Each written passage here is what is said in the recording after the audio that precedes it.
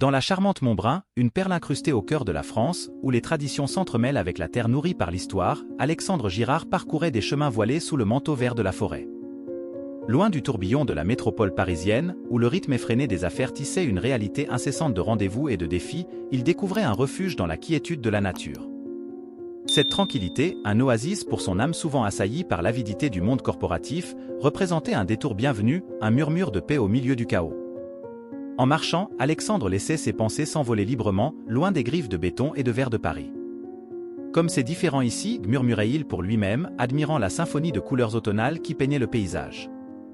Les feuilles, dans un spectacle de rouge, jaune et orange, dansaient au gré du vent, tombant doucement au sol pour tisser un tapis naturel sous ses pieds.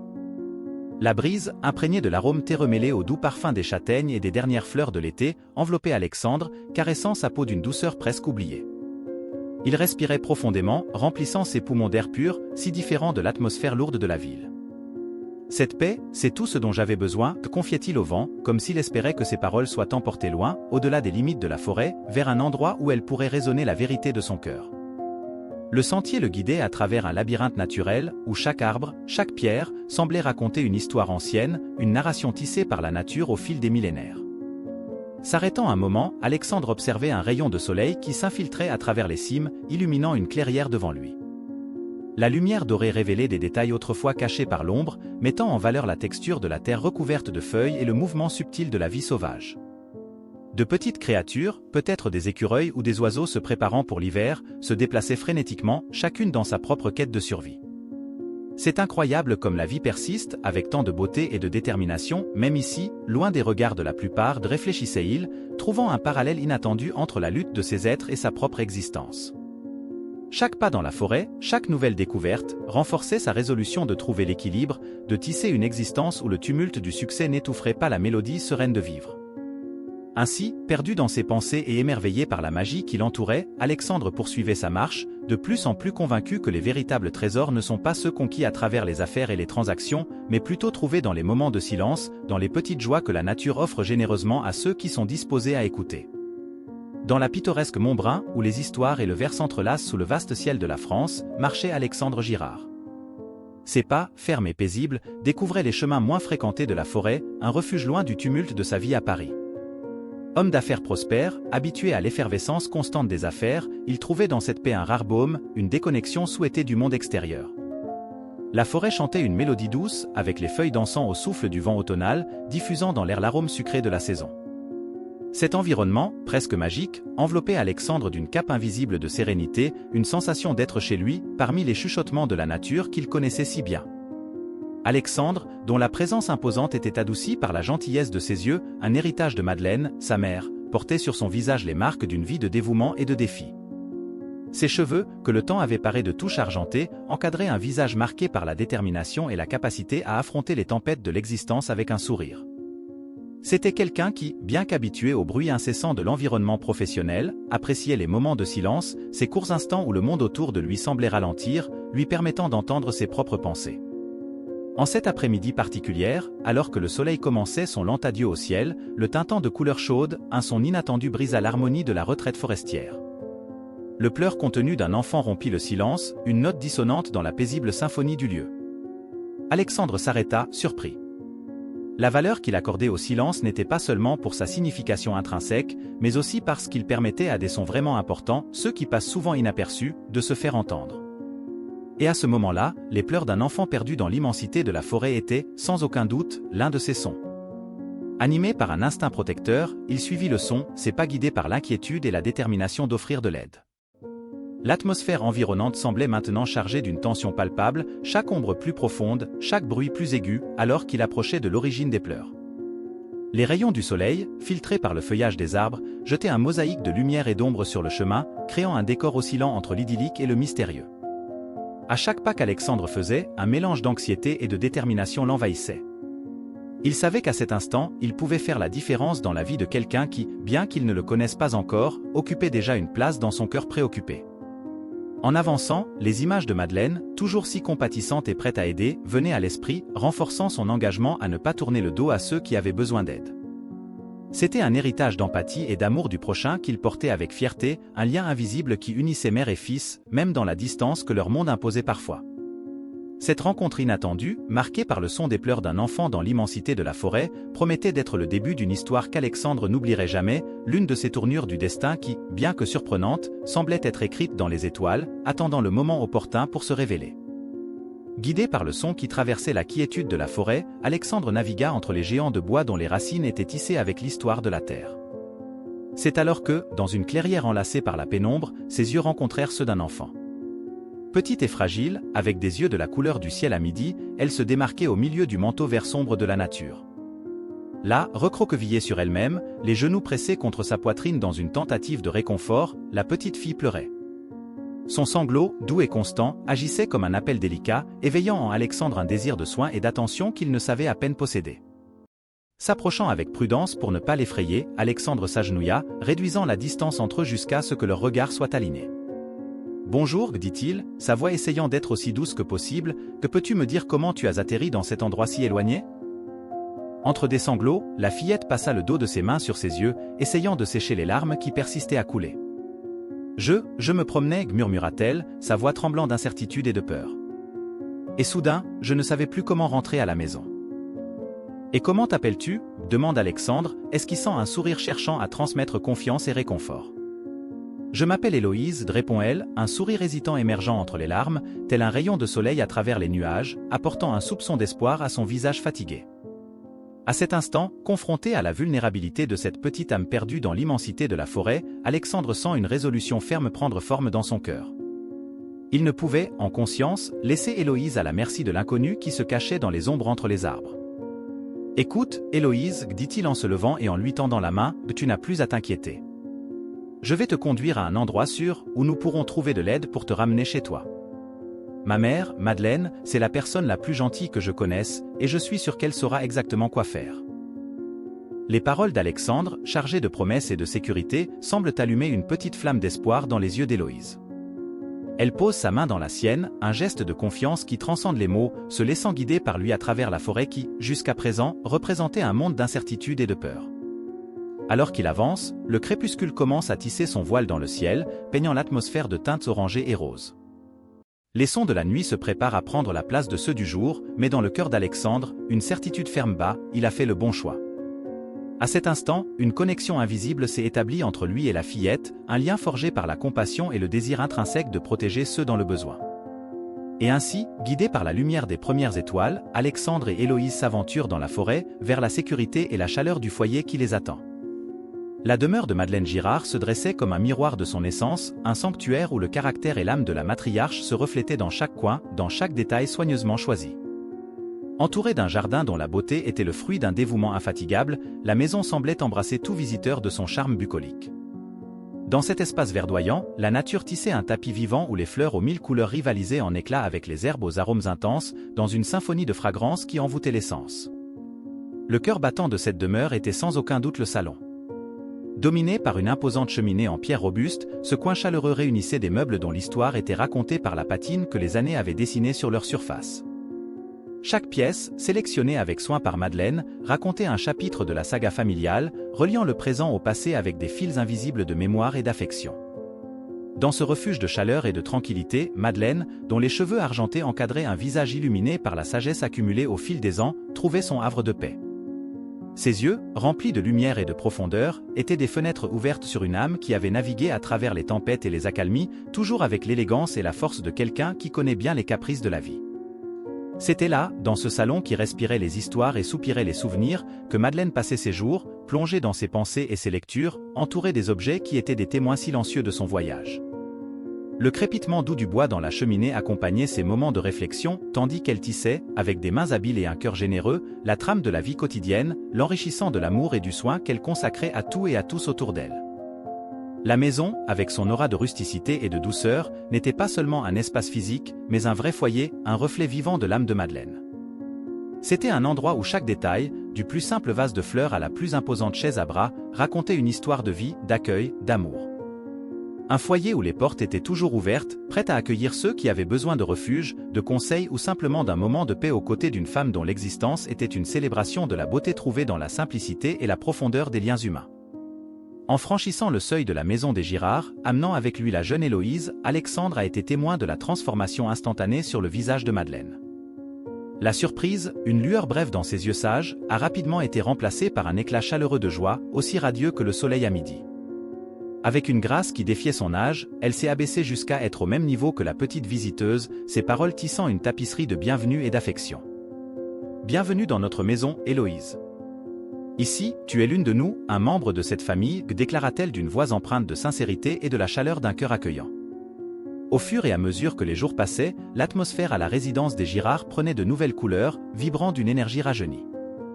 Madeleine enveloppait Héloïse d'une tendresse qui transcendait la simple compassion, révélant un lien qui semblait avoir ses racines dans des terres plus profondes et mystérieuses que le simple hasard.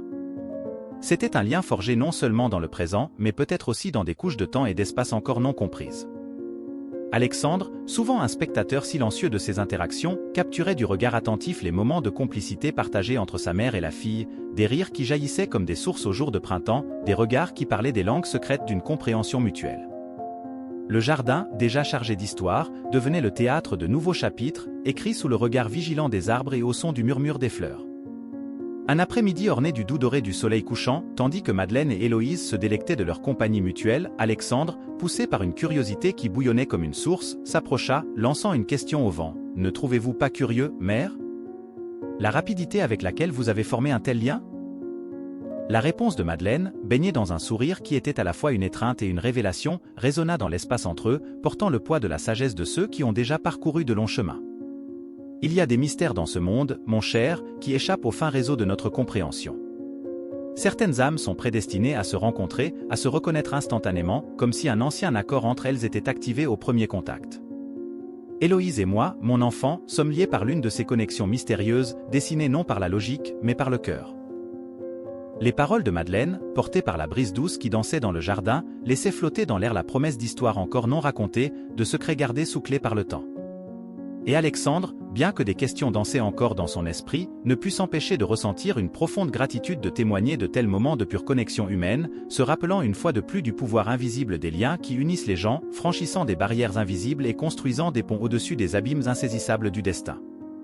Au fur et à mesure que les jours passaient, Alexandre se trouvait de plus en plus plongé dans l'intrigante toile d'interrogation qui entourait l'origine d'Héloïse. Avec la détermination d'un détective, il parcourait les chemins sinueux de Montbrun, une ville dont la beauté tranquille cachait des secrets à chaque coin de rue. Ses voyages le menaient à frapper à la porte de nombreux habitants, dont les expressions de curiosité se mêlaient à ses propres doutes croissants. Il rencontrait des autorités, partageant avec elles l'histoire de la fille trouvée dans la forêt, dans l'espoir de trouver un indice sur sa famille. Cependant, chaque tentative pour éclaircir la situation semblait seulement ajouter des couches supplémentaires au mystère, rendant la quête de réponse un labyrinthe de plus en plus complexe. Dans ses efforts, Alexandre ne se contentait pas de conversations et d'interrogatoires, il fouillait les archives de la ville, feuilletant des pages poussiéreuses racontant des histoires de générations passées, et s'aventurait sur des sentiers oubliés dans l'espoir de trouver quelques vestiges cachés qui pourraient ramener Héloïse à ses parents. Son engagement inébranlable à résoudre l'énigme était motivé non seulement par un sens de responsabilité, mais aussi par un lien affectif qui commençait déjà à se former entre lui et la petite fille, dont la présence innocente et confiante illuminait les jours à la maison des Girard. Un soir, alors que le soleil se couchait, teintant le ciel de Montbrun de nuances orange et pourpre, Alexandre s'assit à la table de la cuisine, devant une tasse de thé encore fumante. Madeleine, toujours observatrice, remarqua l'expression pensative de son fils et décida de se joindre à lui. « Tu sembles porter le poids du monde sur tes épaules, mon cher » commenta-t-elle, sa voix douce apportant un réconfort immédiat. Alexandre soupira, passant une main dans ses cheveux déjà marqués par l'expérience et les préoccupations récentes. « Maman, c'est comme si à chaque pas que je fais pour trouver des réponses sur Héloïse, plus de questions surgissent. J'ai déjà parlé à tous ceux qui pourraient savoir quelque chose, j'ai exploré chaque recoin de Montbrun qui pourrait cacher un secret sur son origine. Et pourtant, je suis toujours au point de départ. » Madeleine, posant une main sur celle d'Alexandre, lui offre un sourire encourageant. Parfois, les mystères les plus profonds de la vie ne se révèlent pas par l'effort ou la logique, mais par l'écoulement du temps et la patience. Héloïse nous a été apportée pour une raison, et peut-être que la réponse que tu cherches est plus proche que tu ne le penses, cachée non pas dans les endroits que tu explores, mais dans les liens que vous construisez. Les paroles de Madeleine, bien qu'emplies de sagesse et de tendresse, laissent dans l'air une sensation de mystère non résolu. Alexandre sait que sa mère a raison, certaines réponses ne peuvent être révélées que par le temps, mais le désir de protéger Héloïse et de garantir son bien-être maintient vive la flamme de sa détermination. Alors que la nuit tombe sur Montbrun, enveloppant la ville dans son manteau étoilé, Alexandre renouvelle sa promesse de percer le passé d'Héloïse, quels que soient les défis que cela puisse impliquer. Le lien qui les unit, forgé par les circonstances inattendues et le soin mutuel, devient de plus en plus un phare d'espoir, les guidant à travers les ténèbres de l'inconnu. Au fil des jours, la connexion entre Madeleine et Héloïse s'approfondit, épanouissant une complicité et une compréhension profonde qui défient toute explication rationnelle. Il semble y avoir entre elles un lien éthéré, un fil invisible tissé par des expériences non encore vécues et des rêves mutuellement rêvés, un lien qui les unit de manière inexplicable. Pendant les nuits sereines, il n'était pas rare de trouver Alexandre avec elle dans le jardin, sous le manteau étoilé, dans un tableau de tranquillité et d'affection. Héloïse, sa tête reposant doucement sur les genoux de Madeleine, écoutait attentivement tandis que la plus âgée racontait des contes et des légendes, dont les origines semblaient aussi anciennes que les arbres millénaires surveillant les limites de Montbrun, leurs histoires s'entrelaçant avec le tissu du temps et de l'espace entourant la petite ville. Lors d'une de ces après-midi, marquée par un ciel chargé de nuages annonçant une tempête imminente, Alexandre est rentré chez lui, portant avec lui l'ombre de la déception après une journée de nouveaux efforts vains. En entrant dans le salon, où le feu dans la cheminée luttait contre le froid qui s'insinuait par les fenêtres, l'atmosphère chaleureuse semblait tenter de dissiper les nuages de préoccupation qui l'accompagnaient. Madeleine, toujours attentive, a immédiatement remarqué la fatigue sur le visage de son fils. Elle a mis de côté le livre qu'elle lisait, un geste symbolisant son attention totale et sa disposition envers Alexandre. En s'approchant, Alexandre s'est laissé tomber dans un fauteuil en face de sa mère, la chaleur des flammes apportant un réconfort temporaire à son esprit fatigué. Le crépitement régulier du bois brûlant était le seul son qui remplissait le silence entre eux, une toile de fond qui apportait d'une manière ou d'une autre une sensation de normalité et de paix. « J'ai l'impression de courir contre le temps, maman » ou Alexandre a avoué, sa voix étouffée par la frustration. Chaque jour qui passe sans que je trouve un indice sur la famille d'Héloïse, plus je me demande si nous faisons suffisamment pour l'aider. Madeleine, avec la sagesse que les années lui ont conférée, s'est penchée vers Alexandre, ses paroles chargées d'un optimisme serein. « Mon cher, nous faisons tout ce qui est en notre pouvoir. Et ne sous-estimez pas le pouvoir du foyer que vous avez offert à Héloïse, même s'il est temporaire. L'amour et la sécurité qu'elle a trouvés ici, à vos côtés et aux miens, sont des trésors inestimables. Souvenez-vous que parfois, c'est le cœur qui trouve les chemins que les yeux ne peuvent voir. » Ces paroles, bien que simples, portaient un poids immense, servant de rappel que malgré les adversités et les défis apparemment insurmontables, il y avait encore de la place pour l'espoir et la foi en ces liens invisibles qui unissent les gens, ceux formés non seulement par le sang, mais par l'amour et le choix de tendre la main à ceux qui en ont besoin.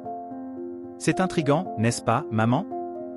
Nous n'avons trouvé aucune preuve, aucune trace de la famille d'Héloïse. Il semble presque qu'elle ait été apportée au monde par un souffle de vent, exprima Alexandre, sa voix imprégnée d'un mélange de perplexité et de frustration. Madeleine, capturant un moment de réflexion alors qu'elle regardait au-delà des fenêtres, où le crépuscule commençait à tisser sa tapisserie d'ombre et de lumière, répondit avec un calme qui semblait émaner de l'essence même de la maison. « Mon fils, l'univers a son propre mode de tissage des histoires, souvent loin de la portée de notre compréhension. Montbrun, avec son histoire entrelacée au fil des siècles, garde en son sein des secrets que même le temps n'a osé révéler complètement. » Elle se tourna vers Alexandre, ses yeux reflétant la sagesse de quelqu'un qui avait déjà été témoin de la complexité des relations humaines et des mystères que la vie présente parfois. « Je crois qu'il y a des mystères dans ce monde qui défient la logique et la raison. Héloïse est arrivée jusqu'à nous, un don inattendu. Peut-être qu'il y a un but en cela que nous ne parvenons pas encore à voir. Les racines de cette terre, tout comme les racines d'un arbre, sont profondes et complexes, se nourrissant d'histoires oubliées et de destins entrelacés. » Alexandre réfléchit aux paroles de sa mère, trouvant un certain réconfort dans l'idée qu'au milieu de l'incertitude, il pourrait y avoir un chemin invisible qui les conduirait à la vérité sur Héloïse. Bien que la logique et la rationalité dominent sa façon de voir le monde, il ne pouvait ignorer le sentiment qu'à certains moments, la vie présentait des énigmes qui transcendaient la compréhension immédiate, les défiant de regarder au-delà de l'évident, d'explorer les domaines de l'inconnu avec un cœur ouvert et un esprit réceptif. Dans cette conversation au crépuscule, entre les murs qui avaient été témoins de générations de Girard, mère et fils partageaient un moment de connexion profonde, ajoutant un autre fil au tissu de leur histoire familiale. Et tandis que la nuit tombait sur Montbrun, enveloppant la ville de son manteau de mystère, Alexandre se sentait, d'une certaine manière, plus proche de résoudre l'énigme d'Héloïse, guidé par les paroles sages de Madeleine et par le lien inexplicable qui les unissait à la jeune fille qui était apparue dans leur vie de manière si inattendue. En cet instant crucial, Alexandre prit une décision qui changerait le cours de son voyage. Animé par une curiosité insatiable et un désir ardent de percer les mystères entourant Héloïse, la fille qu'il avait trouvée de manière si inhabituelle dans les profondeurs de la forêt, il se dirigea vers le centre d'archives de la ville. Cet endroit, un bastion de souvenirs et de secrets ancestraux, débordait d'histoires qui avaient été chuchotées d'une génération à l'autre, attendant patiemment quelqu'un pour leur redonner voix. D'un pas déterminé mais le cœur battant d'anticipation quant à ce qu'il pourrait découvrir, Alexandre entra dans le vieux bâtiment, dont les murs semblaient résonner des échos d'un passé lointain. L'air chargé de poussière et l'odeur de papier vieilli emplissaient l'atmosphère, créant une ambiance à la fois solennelle et mystérieuse. Cet endroit, c'est comme une capsule temporelle, murmura-t-il pour lui-même, émerveillé par la sensation de toucher directement l'histoire. La quête d'Alexandre dans les archives se révéla fructueuse bien plus tôt qu'il ne l'espérait. Parmi des piles de documents jaunis et des enregistrements méticuleusement archivés, il découvrit la saga d'une famille qui, des décennies auparavant, avait choisi Montbrun comme nouveau foyer. C'étaient les Daubigné, porteurs d'un nom qui évoquait une certaine noblesse et un mystère. Les documents décrivaient l'acquisition d'une vaste propriété en bordure de la forêt, un lieu qui semblait prédestiné à devenir le décor d'une histoire qui frôlait le fantastique. Une grande propriété en lisière de la forêt, cela explique la proximité avec l'endroit où j'ai trouvé Héloïse, murmura Alexandre à voix haute, sentant un frisson lui parcourir l'échine. Le récit qui se déroulait sous ses yeux était tel un puzzle complexe, où chaque pièce semblait s'emboîter parfaitement, mais soulevait en même temps plus de questions. Cependant, ce qui a vraiment aiguisé sa curiosité, c'était le silence assourdissant qui a suivi l'arrivée des Daubigné à Montbrun. Après l'enregistrement de l'achat de la propriété, un vide documentaire s'étendait, comme si la famille avait été engloutie par la terre. Aucune mention dans les journaux locaux, aucun enregistrement de vente ou de transfert de propriété, juste une disparition aussi soudaine que mystérieuse. Comment une famille peut-elle simplement disparaître ainsi, sans laisser de traces?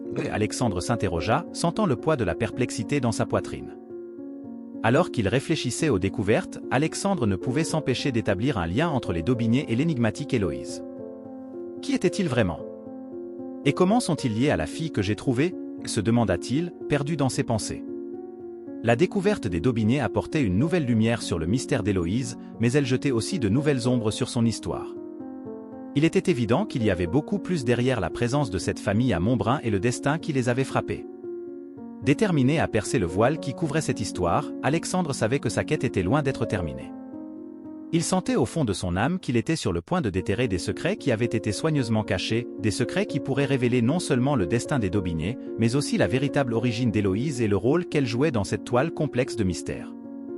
Alors que la nuit tombait sur Montbrun, le décor devenait encore plus énigmatique, avec des ombres dansant sur les murs des vieux bâtiments et le vent chuchotant entre les arbres de la forêt. C'était le prélude parfait à la prochaine étape de son enquête, un voyage qui promettait d'être aussi sombre que fascinant. Et alors qu'Alexandre s'éloignait des archives, avec les documents qu'il avait trouvés sous le bras, il ne pouvait s'empêcher de sentir qu'il était à un pas de résoudre un mystère qui changerait sa vie pour toujours. Pris d'une curiosité qui déchirait son cœur avec la force de 1000 questions sans réponse, Alexandre n'a pas perdu de temps après sa découverte dans les archives. Sa détermination l'a guidé jusqu'à l'endroit où, des décennies auparavant, se dressait l'imposante propriété des Daubigné. Ce qu'il a trouvé, cependant, était très loin de la grandeur documentée dans les registres de la ville. Devant ses yeux s'étendaient seulement les ruines d'un foyer autrefois vibrant, maintenant réduit à de simples décombres et souvenirs. La propriété, consumée par les flammes dans un passé lointain, gisait abandonnée, reprise par la nature qui, implacable, revendiquait chaque centimètre. Arbres et buissons sauvages s'entrelaçaient entre les pierres et les briques tombées, tandis que le vent portait l'écho d'histoires oubliées. Quelle tragédie a dû se produire ici, que murmura Alexandre, les yeux parcourant le paysage désolé, où la beauté de la nature sauvage contrastait avec la mélancolie des ruines. C'est alors qu'il explorait les lieux, ses pas prudents sur le terrain instable, qu'Alexandre fit une découverte qui ferait battre son cœur plus fort, accéléré par l'émotion et le mystère. Parmi les décombres d'un mur qui abritait autrefois des rires et des conversations, se trouvait un objet qui semblait défier le temps et l'oubli, un journal partiellement carbonisé, ses couvertures brûlées témoins du feu qui a dévoré la propriété. Avec des mains tremblantes, Alexandre ramassa le journal, ressentant une connexion immédiate avec l'objet. Amélie Daubigné, lut-il à voix basse, le nom gravé sur la couverture révélant l'identité de l'ancienne propriétaire. Les pages, bien que jaunies et fragiles au toucher, conservaient la calligraphie élégante d'Amélie, chaque mot une fenêtre sur l'âme de la matriarche des Daubigné. La découverte du journal au milieu des ruines était, pour Alexandre, un signe clair que sa quête était loin d'être vaine. Il savait, avec une certitude qui remplissait sa poitrine, que ce journal contenait des secrets et des vérités sur les Daubigné et, peut-être, sur Héloïse. S'asseyant parmi les ruines, abrité par l'ombre d'un arbre qui avait poussé là où il y avait autrefois un foyer, Alexandre commença à lire. Les mots d'Amélie, bien que marqués par le passage du temps, étaient intensément vivants et émouvants. Elle écrivait sur l'amour pour sa famille, les espoirs et les rêves pour l'avenir, mais aussi sur la sensation d'inquiétude qui semblait envelopper la propriété depuis son arrivée. Alexandre ressentait une connexion profonde avec Amélie à travers ses mots, comme si, d'une certaine manière, elle lui parlait à travers les décennies, partageant non seulement l'histoire de sa famille, mais aussi ses peurs et ses désirs les plus profonds. À chaque page tournée, le crépuscule laissait place à la nuit, enveloppant le paysage dans un voile de mystère et de contemplation. Les ruines, éclairées seulement par la lueur argentée de la lune, semblaient murmurer d'anciens secrets, tandis qu'Alexandre, complètement absorbé par la lecture, dévoilait peu à peu le destin des Daubigné. Le journal, une capsule temporelle qui avait survécu à la destruction, devenait la clé pour comprendre non seulement le passé de cette famille, mais aussi le rôle qu'il jouait dans le mystère entourant Héloïse et la forêt qui entourait Montbrun. Avec la promesse de révélation cachée dans les pages du journal, Alexandre savait qu'il était sur le point de plonger dans une histoire pleine d'amour, de perte et de mystère. Et tandis que la nuit enveloppait le monde autour de lui, il ne put s'empêcher de sentir qu'il était enfin sur le point de percer les secrets qu'il cherchait. Enveloppé par l'atmosphère sombre que la nuit imposait aux ruines, Alexandre plongea encore plus profondément dans les secrets contenus dans le journal d'Amélie Daubigné. La lumière de sa lanterne, oscillant avec le vent nocturne qui parcourait les décombres, créait des ombres dansantes qui semblaient évoquer les spectres du passé. À chaque page tournée, il entrait plus profondément dans le monde des Daubigné, une famille marquée à la fois par l'espoir et la tragédie. Les premières entrées débordaient d'optimisme, dressant le tableau d'une nouvelle vie à Montbrun, pleine de promesses et de rêves à réaliser. Amélie décrivait la propriété avec des yeux remplis d'amour, détaillant la beauté de la forêt environnante et la joie de ses enfants explorant les vastes jardins. Il était évident que, pour les Daubigné, Montbrun symbolisait le début d'un chapitre lumineux dans leur vie. Cependant, alors qu'Alexandre avançait dans sa lecture, une transformation troublante commençait à se révéler dans les mots d'Amélie. Le ton de bonheur et d'espoir laissait progressivement place à un nuage croissant de désespoir. Elle commença à rapporter des événements étranges, des phénomènes défiant toute explication rationnelle et insufflant une peur croissante dans le cœur de la famille. Amélie écrivit sur une malédiction qu'elle croyait avoir été lancée sur les Daubigné, une force obscure qui semblait émaner de la terre même sur laquelle leur maison était construite. Il y a des ombres qui bougent aux limites de notre vision, des formes furtives qui disparaissent lorsque nous essayons de les fixer, elle décrivit, sa calligraphie devenant de plus en plus tremblante au fil des pages. La nuit, nous entendons des chuchotements venant de la forêt, des voix sans corps qui nous appellent, pleines de promesses et de menaces. Ces confessions d'Amélie, éclairées par la lumière vacillante de la lanterne d'Alexandre, apportaient une sensation d'urgence et de danger. C'était comme si, en lisant ces mots, il pouvait sentir le poids de la peur qu'il avait affrontée, une présence oppressante qui guettait aux marges de leur existence, menaçant de les engloutir tout entiers. La malédiction mentionnée par Amélie, si palpable dans ses descriptions, jetait une nouvelle lumière sur le destin des Daubigné. Ce qui aurait pu être considéré auparavant comme une tragédie causée par des circonstances naturelles ou des infortunes ordinaires se présentait désormais comme quelque chose de beaucoup plus sinistre et intentionnel. L'idée que des forces surnaturelles pourraient être en jeu non seulement intensifiait le mystère entourant la famille, mais offrait également un aperçu troublant de ceux qui pourraient avoir conduit à leur disparition. Alors que la nuit avançait, enveloppant les ruines dans une obscurité encore plus profonde, Alexandre sentait une connexion indéniable avec les Daubigné. À travers les mots d'Amélie, ils voyageaient à travers le temps, partageant leurs joies, leurs rêves et, enfin, leurs peurs les plus sombres. Avec le journal entre ses mains, il savait qu'il était sur le point de découvrir la vérité sur la malédiction et les ombres mentionnées par Amélie, des éléments clés qui pourraient conduire à la résolution du mystère entourant Héloïse et l'essence même de Montbrun. Engagé à chercher des réponses, Alexandre referma le journal, déterminé à poursuivre son enquête au lever du jour. L'histoire des Daubigné, remplie de mystères et d'ombres, était maintenant entrelacée à sa propre quête de vérité, le guidant à travers les ténèbres à la recherche de lumière. La révélation contenue dans cette dernière entrée qu'Alexandre avait lue dans le journal d'Amélie Daubigné pesait sur son âme comme du plomb, jetant une ombre sur toutes les découvertes précédentes. Le secret mentionné, un pacte avec les ténèbres scellé dans les entrailles de la forêt, offrait une explication macabre non seulement pour la disparition de la famille Daubigné, mais aussi pour les événements surnaturels que décrivait Amélie dans ses entrées précédentes. Ces mots, d'un coup terrible, résonnaient dans son esprit, suggérant des sacrifices et des conséquences inimaginables. Le cœur serré par l'angoisse et l'esprit tourmenté, Alexandre savait qu'il ne pouvait pas garder pour lui les découvertes qu'il avait faites. Madeleine, sa mère, et Héloïse, la mystérieuse fille qu'il avait trouvée dans la forêt, devaient être informées. Elles étaient, d'une manière ou d'une autre, partie de cette histoire, entrelacée dans le tissage mystérieux que le destin avait tissé autour de la forêt de Montbrun. En revenant, la vue de sa mère et d'Héloïse dans le jardin, enveloppée dans la tranquillité du crépuscule, offrit à Alexandre un bref soulagement. Le jeu de lumière et d'ombre créé par le coucher de soleil les encadrait toutes deux de manière presque mystique, comme si elles faisaient partie d'un tableau vivant, serein et loin des ombres qui hantaient ses découvertes. L'expression de Madeleine en le voyant se transforma rapidement, reflétant un océan d'émotions que les mots ne pourraient décrire. C'était un mélange de soulagement de le voir revenir, de préoccupation pour ce qu'il aurait pu découvrir, et un profond amour qui servait d'ancrage en ces temps d'incertitude. « Maman, nous avons trouvé quelque chose que vous devez voir », commença Alexandre, sa voix chargée d'une gravité qui captura immédiatement l'attention de Madeleine. Le journal, symbole tangible de ses découvertes, était fermement serré dans ses mains, comme s'il était la clé pour démêler les mystères qui les concernaient tous. Madeleine l'observait, ses yeux fixés sur le journal, un mélange de curiosité et de crainte se reflétant dans son regard. Elle pouvait sentir l'importance de cette découverte, réalisant que les pages de ce journal contenaient plus que de simples mots, elles renfermaient des vérités capables de changer le cours de leur vie. « Que as-tu trouvé, Alexandre » demanda-t-elle, sa voix douce mais chargée d'une intensité reflétant la gravité du moment. Alexandre prit un moment pour organiser ses pensées avant de répondre. Il savait que les informations contenues dans le journal pouvaient être perturbantes, mais il comprenait aussi la nécessité de les partager. C'est à propos des Daubigné et d'une découverte qui pourrait éclaircir non seulement leur passé, mais aussi la vérité sur la forêt et peut-être sur Héloïse, expliqua-t-il, ouvrant le journal à l'entrée qui mentionnait le pacte obscur. Ensemble, à la lumière du crépuscule qui s'évanouissait, ils commencèrent à démêler les secrets contenus dans les pages jaunies, chaque mot lui à haute voix tissant un lien plus fort dans la trame complexe qui les unissait. Pendant qu'Alexandre lisait, les expressions de Madeleine et d'Héloïse oscillaient entre l'incrédulité et la compréhension, un signe clair que les révélations du journal résonnaient avec des vérités que, d'une manière ou d'une autre, elles ressentaient déjà dans leur cœur.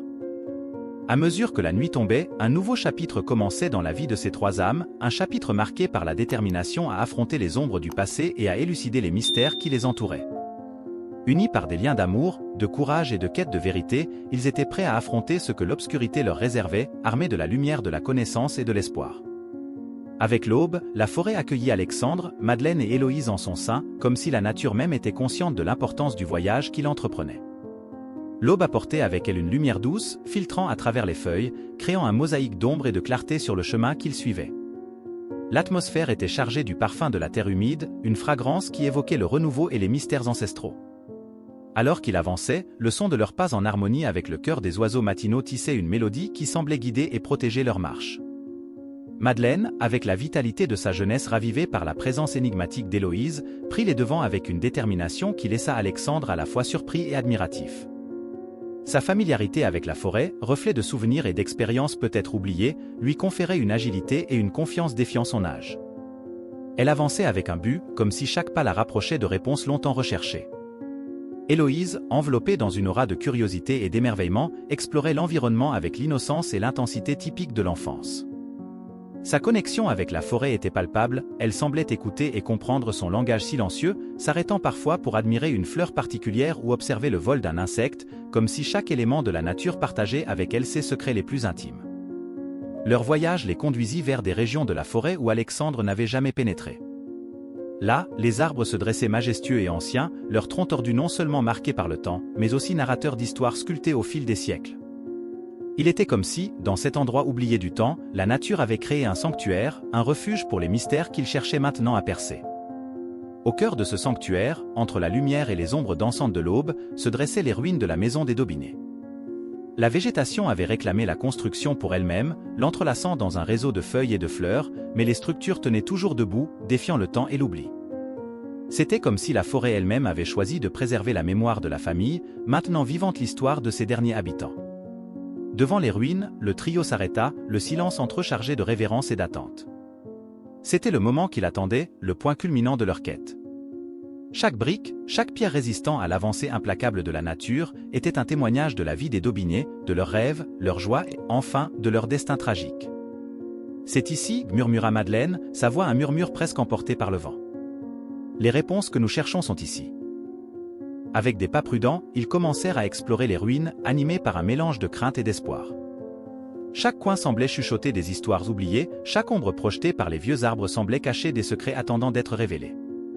En ce lieu où passé et présent s'entrelaçaient, Alexandre, Madeleine et Héloïse se préparaient à affronter la vérité, prêts à découvrir ce qui avait été scellé avec l'obscurité, dans l'espoir de finalement apporter de la lumière au mystère entourant la forêt de Montbrun et l'héritage des Daubigné.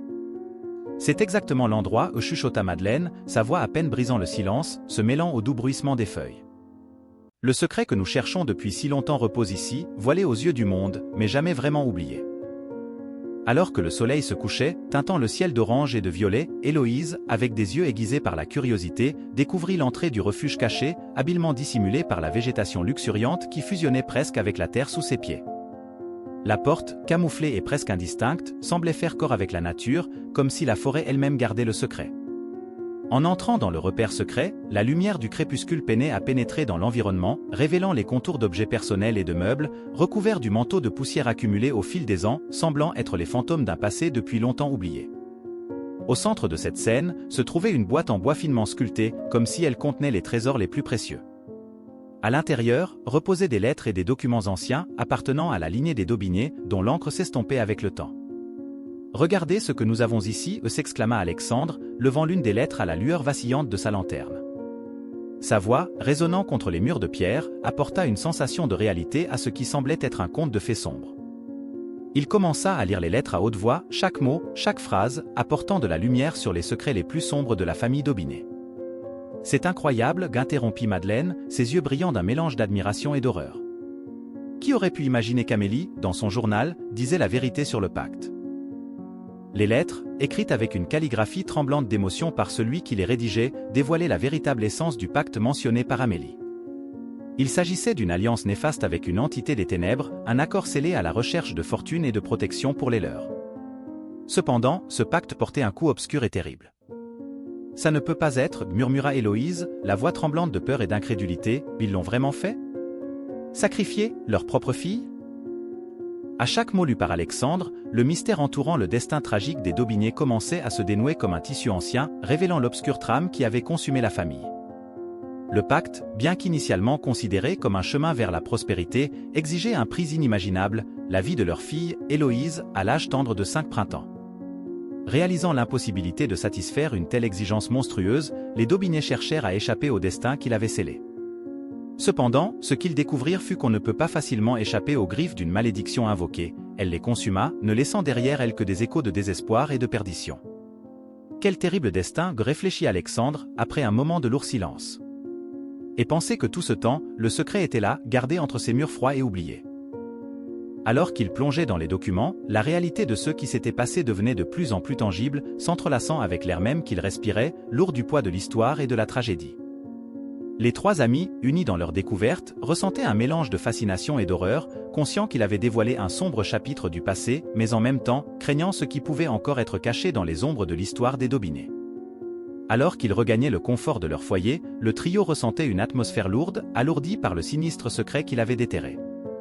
Parmi eux, Madeleine semblait être la plus affectée, sa posture révélant le fardeau immense qu'elle portait, un poids qui courbait son dos et assombrissait son regard, reflet d'une connaissance tourmentée qu'elle avait choisi de garder jusqu'à présent en silence, scellée en elle.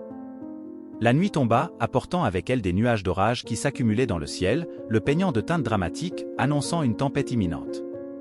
Le vent commença à murmurer des présages, faisant frémir les feuilles des arbres dans un frénésie. C'était une nuit qui semblait répercuter le tumulte dans leur cœur. Sous la lumière incertaine du crépuscule, Madeleine appela Alexandre et Héloïse dans le salon, une pièce qui, éclairée seulement par la lumière vacillante des bougies, prenait un aspect presque éthéré.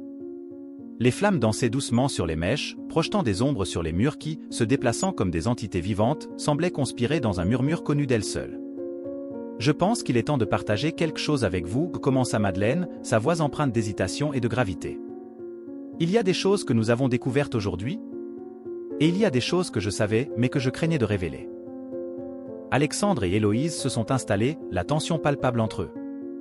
L'atmosphère dans la pièce, déjà chargée par la tempête qui se formait dehors, s'intensifiait avec l'attente de ce qui allait suivre. « Madeleine, qu'est-ce que vous craignez tant de nous dire ?» demanda Héloïse, sa curiosité mêlée à une préoccupation évidente pour son amie. Respirant profondément, comme si elle rassemblait le courage des profondeurs de son âme, Madeleine commença à dévoiler les secrets et les peurs qu'elle gardait. Elle parla des anciennes légendes de sa famille, des murmures sur des pactes sombres et de la manière dont, au fil des générations, ces secrets avaient été soigneusement gardés et parfois perdus dans le temps. C'est comme si, en dévoilant les mystères des Daubigné, j'avais, sans le vouloir, confronté les fantômes de mon propre passé, avoua Madeleine, sa voix presque un murmure, aussi fragile que les flammes des bougies qui éclairaient la pièce. La révélation laissa Alexandre et Héloïse sans voix, plongés dans la réflexion. Le partage de Madeleine ajoutait non seulement une couche de complexité à ce qu'il avait découvert, mais les unissait également davantage, comme s'ils étaient ensemble tissés dans les fils du destin, tissant une histoire qui était plus grande que la somme de leurs parties individuelles. Alors que la tempête éclatait enfin dehors, avec des éclairs déchirant le ciel et des grondements de tonnerre résonnant comme des tambours lointains, le trio restait dans la pénombre de la pièce, contemplatif face au poids des révélations et au chemin incertain qui s'étendait devant eux. Parmi les ombres dansantes et le bruit de la pluie contre les fenêtres, ils trouvaient un étrange réconfort dans la compagnie les uns des autres, dans la solidité de leur amitié qui, comme les bougies dans la pièce, résistait courageusement contre l'obscurité qui les entourait. « C'est l'heure de révéler toute la vérité », commença Madeleine, sa voix ferme malgré le tremblement évident.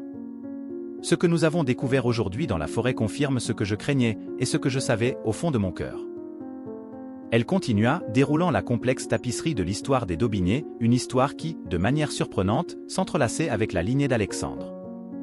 Elle leur révéla qu'Amélie d'Aubigné, la matriarche dont ils avaient déterré les secrets, était en réalité la grand-tante d'Alexandre, la sœur de sa grand-mère maternelle. Mais c'est la prochaine révélation de Madeleine qui figea l'air dans la pièce, tant la nature du secret était choquante. « J'ai moi-même conclu un pacte avec l'entité des ombres, révéla-t-elle, sa voix étouffée par l'émotion, que je l'ai fait il y a des années, poussée par l'espoir désespéré de protéger Héloïse. » Madeleine expliqua qu'ayant connaissance du destin tragique qui attendait Héloïse, elle avait eu recours à un ancien rituel familial, un rite transmis comme un sombre héritage. Grâce à ce rite, elle avait réussi à manipuler les fils du temps, ramenant Héloïse dans le présent et créant ainsi un cycle temporel qui permettait à la jeune fille d'échapper au destin funeste qui l'attendait. « Je ne pouvais tout simplement pas permettre que la tragédie se répète », avoua Madeleine entre des larmes, qui reflétaient la lumière tremblotante des bougies, ajoutant une lueur éthérée à son expression déjà empreinte de douleur et de détermination. Il était impératif de la sauver, quel qu'en soit le prix. Alexandre et Héloïse, complètement abasourdis, peinaient à comprendre la magnitude de ce que Madeleine leur révélait. La pièce était plongée dans un silence pesant, interrompu seulement par le rugissement de la tempête qui s'intensifiait dehors, comme si les cieux eux-mêmes réagissaient à la révélation avec une colère incontrôlée. Les éclairs zébraient le ciel nocturne, illuminant brièvement la pièce d'une lumière fantomatique, tandis que les coups de tonnerre résonnaient comme les tambours d'un orchestre céleste, écho de la turbulence qui se déroulait à l'intérieur de ces murs. La révélation de Madeleine non seulement jetait une nouvelle lumière sur les événements qu'il avait vécus, mais les unissait également d'une manière plus profonde et complexe qu'il n'aurait jamais pu l'imaginer. Maintenant, plus que jamais, il se sentait lié par le destin, partageant non seulement le poids des secrets déterrés, mais aussi la responsabilité d'un avenir qui se présentait, à la fois incertain et plein de possibilités. Alors que la tempête à l'extérieur atteignait un crescendo effrayant, la salle fut enveloppée d'une atmosphère oppressante, comme si l'air s'épaississait, se préparant à l'inimaginable. C'est alors que, au milieu du chaos émotionnel et du climax de la tempête, l'entité des ombres se manifesta parmi eux. Sa manifestation n'était pas physique, mais plutôt une perturbation tangible dans le tissu même de la réalité, un vide sombre qui avalait la lumière vacillante des bougies, ne laissant que des traces d'ombre dansantes semblant lutter contre l'obscurité imminente. La voix de l'entité, un murmure éthéré semblant émaner de toutes les directions, les enveloppa d'une froideur allant au-delà du physique, touchant leur âme. L'accord doit être respecté, exigea-t-elle, ces paroles chargées du poids des siècles, la vie d'Héloïse, comme promis, en échange de la sécurité de votre lignée. Face à la présence écrasante de l'entité et à l'exigence implacable, Alexandre ressentit une transformation interne. La peur et l'incertitude cédèrent la place à une vague d'amour inconditionnel pour Héloïse et à un courage qu'il n'avait jamais cru posséder. Les yeux fixés sur l'ombre qui les entourait, il fit un pas en avant, son cœur battant comme un tambour de guerre contre la peur qui le consumait. « Emmenez-moi à sa place », déclara Alexandre, sa voix tranchant la densité de l'air avec une fermeté qui le surprenait lui-même. « Laissez Héloïse et ma mère en dehors de ça. J'offre ma vie en échange des leurs. » Son offre était un sacrifice suprême, un geste d'altruisme et d'amour défiant le destin lui-même. Madeleine et Héloïse observaient, paralysées par un mélange d'admiration, d'horreur et d'un profond sentiment de gratitude.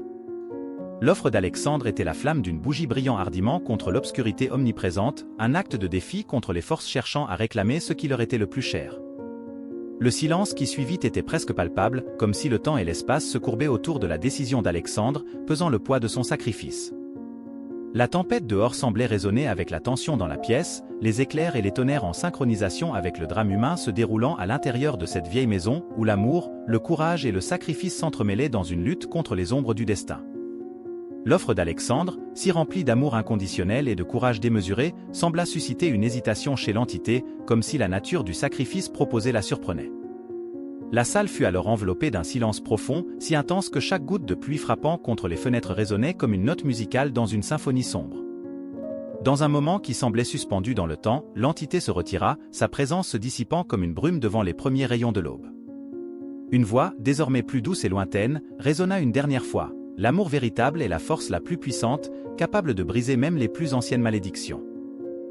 Avec le retrait de l'entité, l'atmosphère oppressante qui régnait dans la pièce se dissipa, laissant place à une sensation de paix et de soulagement.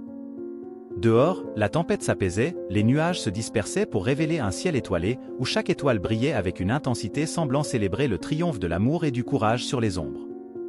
Alexandre, Madeleine et Héloïse, se tenant par la main, s'approchèrent de la fenêtre, contemplant le spectacle céleste qui se déroulait devant leurs yeux.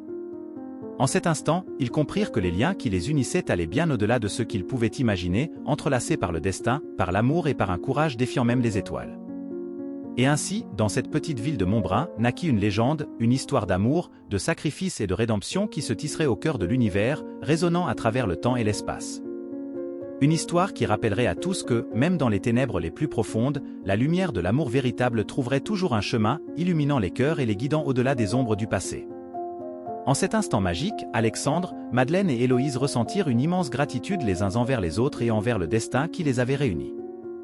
Ils savaient que, malgré les défis auxquels ils pourraient encore être confrontés, ils avaient les uns les autres, un lien indéfectible forgé dans les flammes de l'amour et du courage, un phare d'espoir qui éclairerait leur chemin, quelle que soit l'obscurité que l'avenir pouvait sembler réserver.